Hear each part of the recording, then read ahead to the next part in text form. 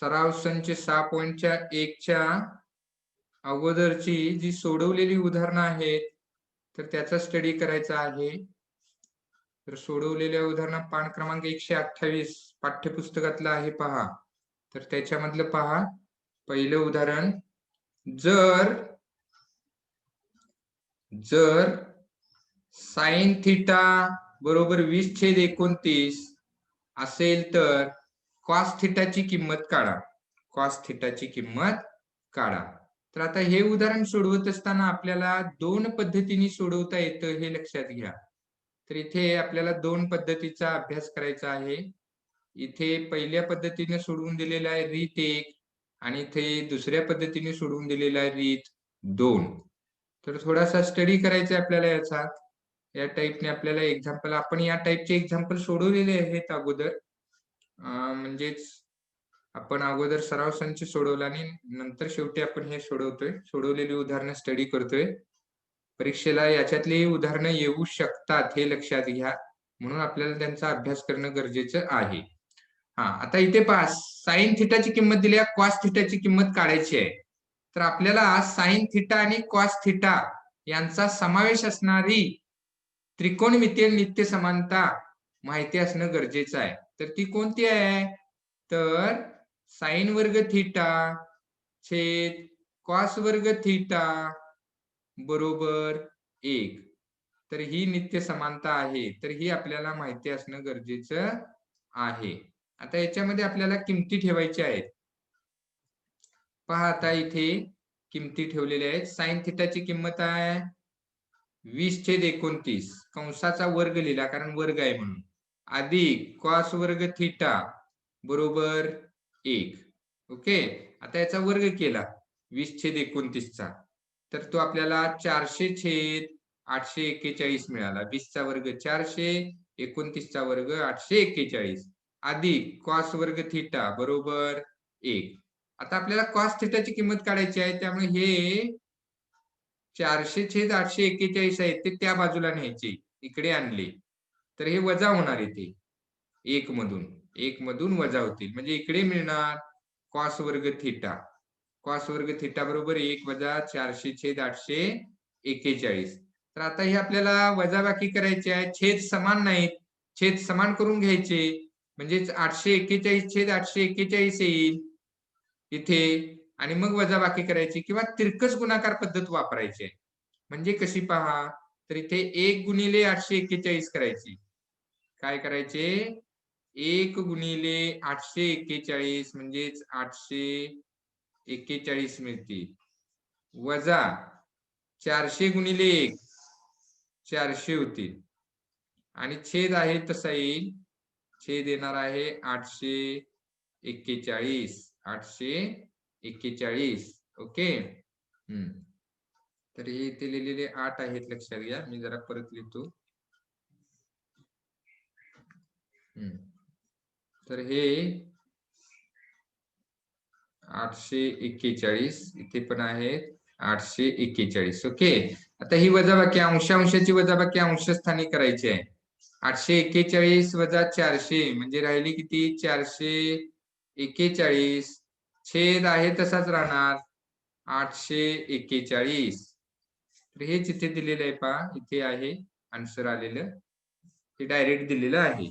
ही अशी वजाबाकी करायची आहे आणि नंतर मग दोन्ही बाजूंचं वर्गमूळ घ्यायचं आहे आपल्याला. दोन्ही बाजूंचं वर्गमूळ घ्यायचं आहे. दोन्ही बाजूंची वर्गमुळे घेऊन आणि दोन्ही बाजूंचं वर्गमूळ घेतल्यानंतर आपल्याला काय मिळते पहा आन्सर. कॉस वर्ग थिटा आहे त्याचं वर्गमूळ कॉस थिटा, 441 चं वर्गमूळ 21 आणि 841 चं वर्गमूळ 29. त्यामुळे कॉस थिटा बरोबर 21/29 मिळेल. 21/29. ओके. तर आता पुढचं पहा, दुसरी रीत पहा. तर दुसऱ्या रीतीमध्ये आपण उदाहरणाचा वापर करतो, म्हणजेच आकृतीचा वापर करतोय. आकृती काढायची आपल्याला, पण कशी? तर इथे साइन थिटा आपल्याला दिलेला आहे. इथे पहा साइन थिटाची किंमत दिलेली आहे आणि त्याच्यामुळे आपल्याला इथे साइन थिटाच्या आधारे, साइन थिटा म्हणजे कसं गुणोत्तर घेतो? तर स क लक्षात ठेवायचं म्हटलं आपण. स क साइन थिटा म्हणजे समोरची बाजू भागिले कर्ण. साइन थिटा साठी आपण काय लक्षात ठेवतो? साइन थिटा बरोबर स क म्हणजे समोरची बाजू भागिले कर्ण. समोरची बाजू भागिले कर्ण. ओके. मग आता इथे पहा, अशी आपल्याला आकृती घ्यायची आहे की त्याच्यामध्ये एक कोण काटकोन घ्यायचा, एक थिटा घ्यायचा. इथे एबीसी घेतलेला आहे पहा. त्रिकोण एबीसी मध्ये कोण बी 90 अंश मापाचा घेतलेला आहे. कोण बी किती मापाचा घेतलेला आहे पहा. इथे ए बी सी असा त्रिकोण घेतलेला आहे. तर याच्यामध्ये कोण बी 90 अंश मापाचा घेतलेला आहे. ओके. आणि हा सी थिटा मापाचा घेतलेला आहे. त्यामुळे आकृतीवरून आपल्याला काय मिळतंय ते इथे लिहायचं आहे. आकृतीवरून साइन थिटा बरोबर म्हणजे समोरची बाजू पहा, समोरची बाजू AB आहे भागिले कर्ण AC आहे. म्हणजे आकृतीवरून आपल्याला साइन थिटा बरोबर AB छेद AC मिळेल. AB छेद AC. फार तर आपण सोडवताना इथे काय केलं होतं पहा. तर यांना क्रमांक दिले होते. याला क्रमांक दिला होता 1 आणि याला क्रमांक दिला होता 2. आणि मग 1 व 2 वरून आपण लिहिलं होतं. 1 व 2 वरून. हे असं लिहिलं तर थोडं सोपं आणि सोयीस्कर होईल. 1 व 2 वरून. कसं? तर इथे साइन थिटाची किंमत आहे पहा आणि इथे पण साइन थिटाची किंमत आहे. डावी बाजू समान आहे म्हणून उजवी बाजू समान घ्यायची. म्हणजे AB छेद AC. AB छेद AC बरोबर 20/29. 20/29. आता इथे गुणोत्तराचे समानपट आपण के घ्यायचे. आपण एक्स घेत होतो तसं इथे के घ्यायचे आहे. के घेण्याची प्रथा आहे गुणोत्तरामध्ये. म्हणून इथे के आणि इथे के घ्यायचंय. ओके. म्हणजे AB ची किंमत 20K होणार.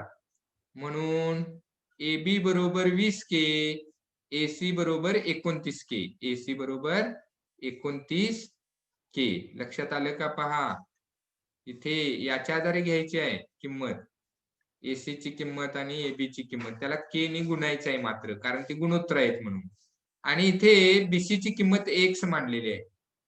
याची किंमत इथे X मांडली. हे X न मानता देखील आपल्याला सोडवता येतं. डायरेक्ट आपल्याला किंमत BC ची काढता येते. इथे X मांडलेलं आहे. ओके. आता पुढचा भाग पहा. आता पायथागोरसच्या सिद्धांताचा वापर करायचा. AB वर्ग अधिक BC वर्ग बरोबर AC वर्ग. आता AB ची किंमत पहा. आकृतीमध्ये सुद्धा आपल्याला इथे पाहायला मिळते. AB ची किंमत 20K आहे. AC ची किंमत 29K आहे पहा. तर इथे आणि इथे BC ची किंमत आपण मांडलेली आहे X. AB ची किंमत 20K कंसाचा वर्ग, BC ची किंमत X मांडलेली आहे त्याचा वर्ग आणि AC ची किंमत आहे 29K कंसाचा वर्ग केलेला आहे आपण इथे. ओके. तर आता 20K कंसाचा वर्ग आहे. 20 चा वर्ग 400, K चा वर्ग K वर्ग, X चा वर्ग X वर्ग, 29 चा वर्ग 841 आणि K चा वर्ग K वर्ग. ही स्टेप मिळेल आपल्याला. आता आपल्याला X वर्ग तेवढे या बाजूला ठेवायचे आहेत. 400K वर्ग या बाजूला न्यायचे म्हणजे ते वजा झाले. त्या अगोदरचे इकडे 841K वर्ग आहेत त्याच्यामधून ते वजा करायचे आहेत. वजा केल्यानंतर 441K वर्ग मिळाले. ही X वर्गची किंमत मिळाली. आता वर्गमूळ घ्यायचं. याचं वर्गमूळ घेतलं आपण. याचं वर्गमूळ घेतलं तर इथे आपल्याला X मिळेल. आणि याचं वर्गमूळ घेतलं तर आपल्याला इथे 21K मिळेल. ओके. X ची किंमत मिळाली. X ची म्हणजेच बाजू BC ची किंमत मिळाली ती लक्षात घ्या. बाजू BC ची किंमत इथे मिळालेली आहे. आता पुढचा भाग पहा. आता cos थिटा हे गुणोत्तर आपल्याला काढायचं आहे. cos थिटा म्हणजे आपण लक म्हणतो आपण. cos थिटा म्हणजे लक म्हणजे लगतची बाजू भागिले कर्ण. लगतची बाजू भागिले कर्ण. थिटाच्या लगतची बाजू पहा इथे.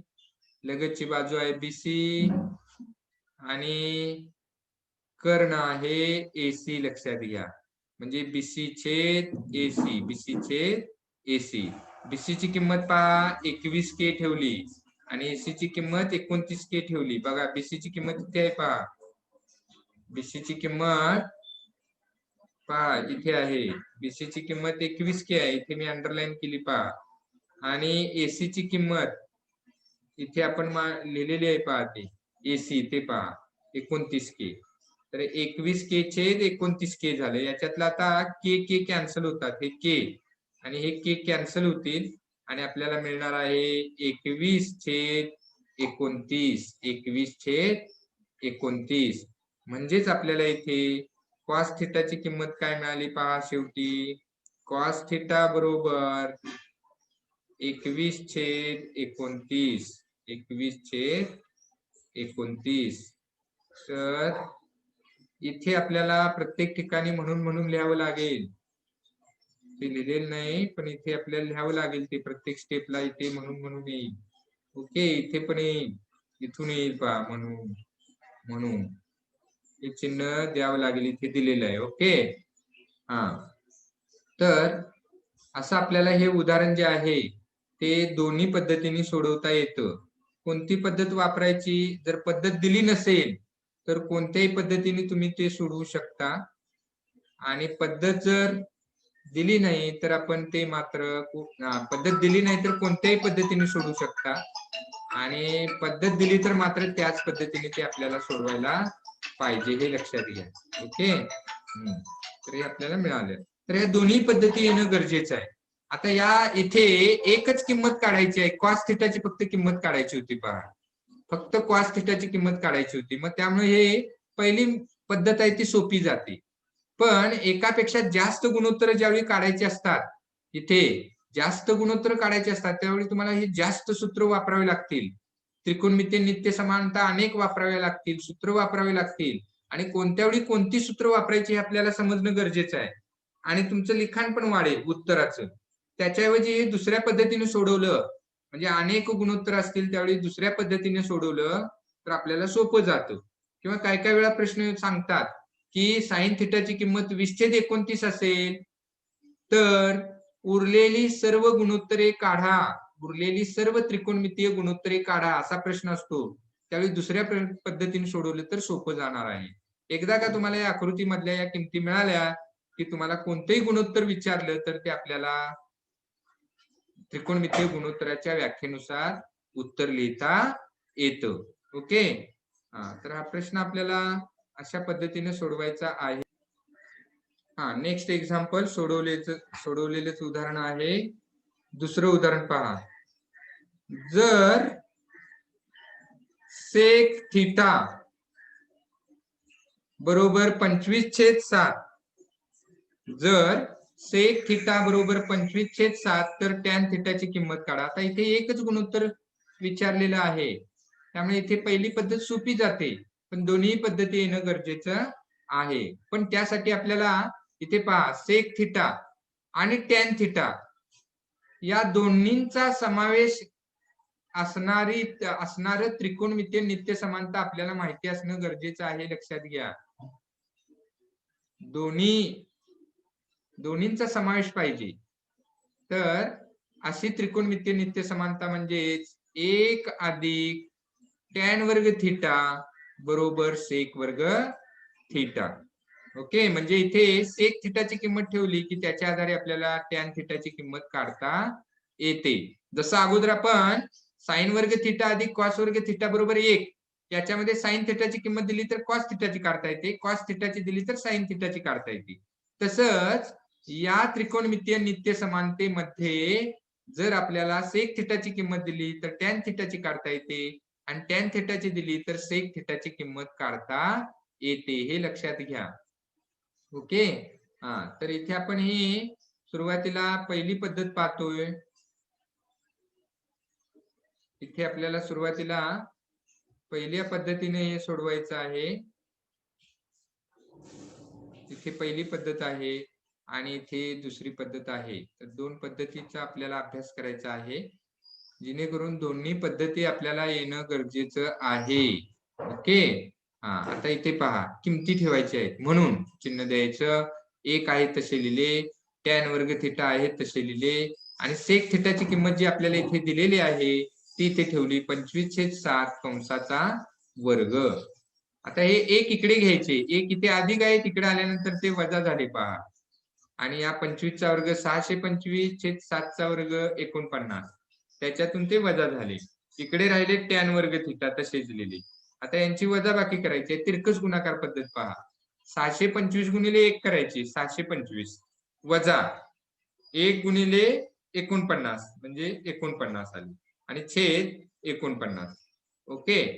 किंवा एखाद्याने इथे छेद समान करून घेतला तरी चालतो. छेद समान कसा करायचा आहे पहा. तर इथे 1 आहे म्हणजे 49 छेद 49 घ्यायचं, कारण इथे छेद 49 आहे म्हणून. पहा, एखाद्याने छेद समान करून घेतला तर कसं होणार. तर 625 छेद 49 वजा 49 छेद 49 करायचे. 49 छेद 49 म्हणजे हे 1 आहेत, लक्षात ठेवा. आता इथे छेद समान झाले. छेद समान झाल्यानंतर अंशांची वजाबाकी अंशस्थानी लिहायची आहे. 625 वजा 49 आणि छेद आहे तसा ठेवायचा आहे म्हणजेच 49. तर याची वजाबाकी करा. इथे आपल्याला मिळेल पहा पुढची स्टेप. याच्यातून हे वजा केलं तर ही स्टेप तिरकस गुणाकाराची आहे आणि त्याच्या खाली आहे त्याचं पुढचं उत्तर आहे ते आपण या पद्धतीने सोडवलं तरी सुद्धा तेच येतं पहा. 576 छेद 49 मिळेल. ओके. आणि मग आपल्याला नंतर वर्गमूळ घ्यायचे आहेत. दोन्ही बाजूंची वर्गमूळ घ्यायचे आहेत. पहा, इथे टॅन वर्ग थिटाचं वर्गमूळ टॅन थिटा, 576चं वर्गमूळ 24, 49चं वर्गमूळ 7, त्यामुळे 24/7 येणार इथे. आणि म्हणून इथे टॅन थिटा बरोबर 24/7. तर हे असं आपल्याला उत्तर मिळेल. ओके. आता दुसऱ्या पद्धतीनुसार पहा. दुसऱ्या पद्धतीमध्ये आकृती काढायची असते. आकृतीच्या आधारे आपण सोडवतो. तर इथे आकृतीवरून पहा, आपल्याला इथे दिलेलं आहे सेक थिटा. दिलेलं काय आहे. सेक थिटा हे लक्षात घ्या. आणि त्याच्यामुळं सेक थिटा हे गुणोत्तर किती दिलेलं आहे तर ते अगोदर लिहायचं आहे. इथे दिलेले नाही, शॉर्टकट सोडवले. पण पहा अगोदर काय लिहायचं आहे. सेक थिटा बरोबर 25/7. त्याला क्रमांक 1 द्यायचा आणि कारण लिहायचं आहे दिलेलं आहे. दिलेलं आहे. आणि आकृतीवरून आपल्याला सेक थिटाची किंमत, आकृतीवरून सेक थिटाची किंमत म्हणजेच आपण कल लिहितोय. सेक थिटा म्हणजे कल म्हणजे कर्ण भागिले लगतची बाजू. कर्ण आहे PR, इथे लिहिलेलं आहे PR, आणि लगतची बाजू आहे PQ म्हणजे PR छेद PQ. याला क्रमांक दिला 2. तर 1 आणि 2 वरून आपल्याला इथे लिहायचं आहे. तर इथे सेक थिटाची किंमत आहे, इथे पण सेक थिटाची किंमत आहे. म्हणजे डावी बाजू समान आहे म्हणून उजवी बाजू समान घ्यायची आहे. तर उजवी बाजू समान म्हणजे PR छेद PQ म्हणजे तिथे PR छेद PQ, PR छेद PQ बरोबर 25/7 मिळणार. 25/7 मिळणार, हे लक्षात ठेवा. आणि मग गुणोत्तराचे समानपट आपण K मानायचे आहे आणि त्याच्या आधारे PR बरोबर 25K लिहायचं आणि PQ बरोबर 7K लिहायचं. इथे लिहिलेलं आहे पहा. PQ बरोबर 7K, PR बरोबर 25K. ओके. आणि मग पायथागोरसचा प्रमेय वापरायचा आहे आपल्याला. पायथागोरसचा प्रमेय वापरायचा आहे आणि तिसऱ्या बाजूची किंमत काढायची आहे. इथे x दाखवलेला आहे पहा. तर इथे पायथागोरसच्या प्रमेयाने पहा, इथे पायथागोरसच्या प्रमेयाने काटकोन त्रिकोणात कर्णाचा वर्ग हा उरलेल्या दोन बाजूंच्या वर्गांच्या बेरजे इतका असतो. म्हणजे PQ वर्ग अधिक QR वर्ग बरोबर PR वर्ग लिहिलेला आहे. PQ ची किंमत 7K ठेवली, त्याचा वर्ग कंसाचा वर्ग. QR वर्ग आहे तसे ठेवले आणि इथे PR वर्ग म्हणजे 25K कंसाचा वर्ग. आता इथे पहा, QR वर्गची किंमत काढायची आहे. ह्या 25K चा वर्ग 625K वर्ग, हे 7K वर्ग अधिक आहे, तिकडे आले की वजा होतील, 49K वर्ग होतील. आणि या दोन्हींची वजाबाकी केली की 576K वर्ग येतात. म्हणजेच QR वर्ग बरोबर 576 के वर्ग मिळाले आपल्याला. ओके, आता या वर्गमूळ घ्यायचंय दोन्ही बाजूंचं. क्यू आर वर्गचं वर्गमूळ क्यू आर आणि 576चं वर्गमूळ 24 आणि के पुढच्या के वर्गचं वर्गमूळ के. म्हणजे क्यू आर ची किंमत 24 के मिळाली.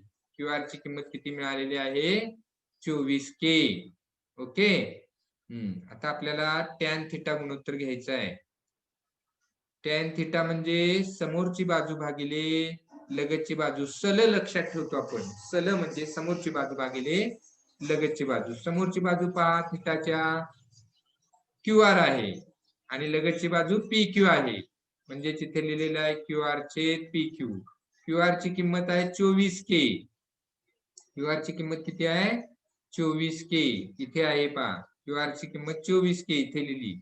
आणि पी क्यू ची किंमत 7 के आहे. वरती आहे पहा इथे, हे पहा 7 के इथे आहे, ती ठेवली. नंतर 24 के छेद 7 के झाले.